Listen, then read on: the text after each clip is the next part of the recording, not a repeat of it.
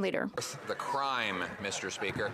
He unleashed the car theft crisis by bringing in house arrest and bail, not jail, for repeat career car thieves, and by allowing our ports to become sieves, where our cars are stolen from. So much so that we're now becoming world famous for the Prime Minister's failures. The Ghana Economic and Organized Crime Offices, we are in possession of stolen vehicles.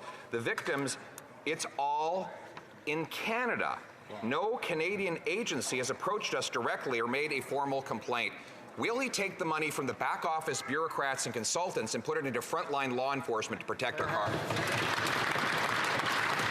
The Right Honourable Prime Minister. Mr. Speaker, the Leader of the Opposition likes to make base political accusations. He likes to talk about C5 and C75 as the reason there is auto theft in this country. The reality is C5 is the bill that keeps mandatory minimum penalties for car theft on the books, and C75 is the bill that raises the maximum penalty on car theft. We've continued to step up in terms of keeping Canadians safe. We will continue to invest in the CBSA and in the resources necessary to counter these challenges. We will keep working based on facts and evidence, Mr. Speaker.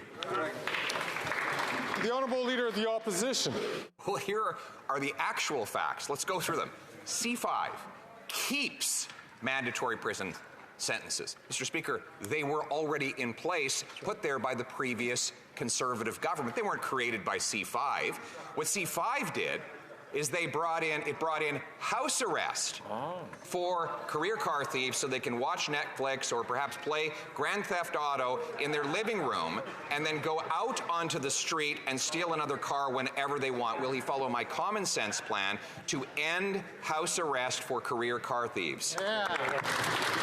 The Right Honourable Prime Minister. Mr. Speaker, in the Leader of the Opposition's simplistic worldview, someone sitting on their couch at home playing video games goes out and steals an Escalade. That's not what happens, Mr. Speaker. Organized crime is directly involved in the massive spike in auto thefts in this country. That's why what we're stepping up on in investment in anti-organized crime, investments against money laundering that party voted against, investments in more powers and more resources for Ontario to counter auto theft, and indeed more resources for the CBSA that they cut when they last left office will continue to be there. The Honourable Leader of the Opposition. Mr. Speaker, actually, people do steal cars when they're on house arrest because all they have to do is open the door and walk out and steal the car. Then there's his bail policy, which allowed the same 40 offenders to be arrested 6,000 times in Vancouver in a year, many of them car thieves. So, will he accept my common sense plan to get rid of house arrest and bring in jail, not bail, for career car thieves? Yes or no? The Right Honourable Prime Minister. Mr. Speaker, in all the questions the Leader of the Opposition asked about car theft, he hasn't once mentioned organized crime, which is the cause of car theft in this country right now. And that's why perhaps he's not mentioning it because when we brought forward measures to counter organized crime and money laundering, the Conservative Party voted against them. We moved forward with more resources for Ontario, $121 million to counter organized crime and car theft. The Conservative Party voted against. Mr. Speaker, we will continue to anchor ourselves in facts and data and deliver on keeping Canadians safe. Hear, hear.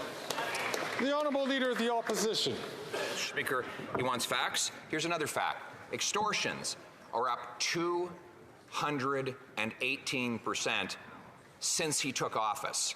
Why? Because he got rid of mandatory jail time for extortion with a weapon. So now he allows extortionists to go around with guns, harassing small business owners in Brampton, in Surrey, in Calgary, and Edmonton, where horror stories are unfolding. Will he agree to our common sense plan to reverse catch and release so that Canadians are safe from extortion? The Right Honourable Prime Minister. First of all, Mr. Speaker, the situation faced by far too many people across this country around extortion from organized crime is unacceptable, and that is why we are taking action directly with the RCMP and local police forces to counter it. But once again, we see Conservatives falling into the same far-right American trap in their approach on crime that doesn't work, that doesn't keep Canadians safe, that it sounds good in sound bites and attacks, but doesn't actually deliver safer communities. It's like their opposition to gun control and their desire to put assault-style weapons back on the streets. They don't keep Canadians safe. The work we does. So I'd like to, colleagues, before you saw a hesitation in the previous round when the speaker was a little confused as to who was going to be speaking next. As it turns out, we had deprived the Leader of the Opposition a question. I don't know if the Leader of the Opposition wants it now or would he like it in the next round? He'll take it right now. The Honourable Leader of the Opposition. Mr. Speaker, let's talk about the cold, hard facts. There were 2/3 less cases of extortion in the last year of the common sense Conservative government than there are today. In the 10 years we were in office, the number of car thefts fell by half. And that was because we targeted the worst offenders, kept them in prison, we secured our ports, and stopped organized crime. The Prime Minister has only multiplied crime with his catch and release policies. Will he follow the evidence and reinstate a common sense criminal justice?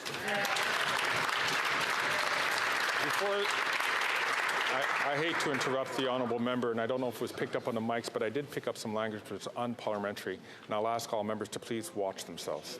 The Right Honourable Prime Minister.